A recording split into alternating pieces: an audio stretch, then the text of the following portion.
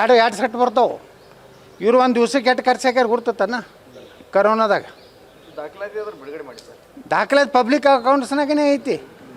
ಅದೇ H K ಪಾಳ್ರಿ chairman ಇದ್ರೆ ಕೇಳ್ರಿ. ಈಗ ಸಿ ಪಾಳ್ಯ ಮಾಡಿದ್ದೆ ಅದಕ್ಕೆ ನನಗೆ ಕೇಳಿದ್ರು, ನಾ ಎಲ್ಲ ತೆಗ್ಯಾವಂದ್ರೆ ಅದು ನಾನು ಮಾಡಲಿಲ್ಲ. ತಿಳಿತಾ? ಎಷ್ಟು ಸಾವಿರ ಕೋಟಿ ರೂಪಾಯಿ ಹೊಡೆದಾರ ಅದ್ರೊಳಗೆ. 40,000 ಕೋಟಿ ರೂಪಾಯಿ ವ್ಯವಹಾರ ಐತಿ ನಮ್ಮ ಕರೋನಾ.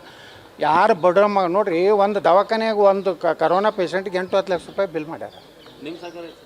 ಅದೇ ಹೇಳಕತ್ತೀನಿ, ನಮ್ಮ ಸರ್ಕಾರ ಅಂದ್ರೆ ತುಡುಗ್ರೆ ಅಲ್ಲ. ಯಾವ ಸರ್ಕಾರ ಐತ್ರ ಭಾರಿ ಹೇಳೋರಲ್ಲ, ನಿಮ್ಮ ಸರ್ಕಾರ ಐತ್ರಿ, ನಿಮಗೇನು ಪರ್ಸೆಂಟ್ ಯಾವಾಗಲೂ ಧ್ವನಿ ಐತಿ. ನಾನು ವಿಧಾನಸಭೆ ಒಳಗೂ ನಾನು ಹೇಳಿದೆ, ನಾನು ಯಡಿಯೂರಪ್ಪಗೆ ಹೇಳಿದೆ, ಅಲ್ಲೇ ಕೂತಿದ್ದು.